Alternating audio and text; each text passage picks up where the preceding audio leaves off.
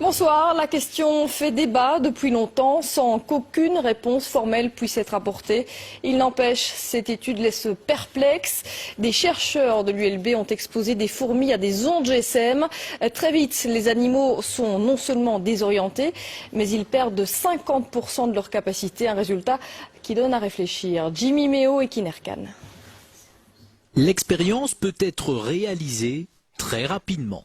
Poser un téléphone portable au milieu d'une société de fourmis et déjà instantanément, les premiers effets sont visibles. Vous voyez que celle-ci n'a plus sa locomotion normale. C'est plus faire aller ses pattes, c'est parce qu'elle a été trop longtemps près des ondes. Ça, c'est une ataxie musculaire. Le premier système touché est le système nerveux. Mais le système nerveux dirige tout. Il dirige la locomotion, il dirige la perception des signaux émis par les autres, il dirige le comportement, etc. Donc tout est affecté. Les capacités d'apprentissage des fourmis exposées aux générateurs d'ondes sont affectées de 50% par rapport à la normale. Et même avec une période de récupération, elles ne retrouvent que 60% de leur capacité de mémorisation. J'ai éteint le générateur, elles ont récupéré un peu et ont pu apprendre, mais n'ont plus jamais réatteint leur niveau initial.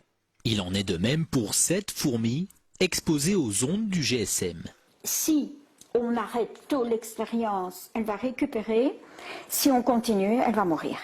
Les dangers pour l'homme sont aussi à prendre au sérieux. Par exemple, l'oreille à laquelle on colle notre téléphone est très sensible. Imaginez les structures que nous avons dans l'oreille. Nous avons des cellules ciliées dans l'oreille.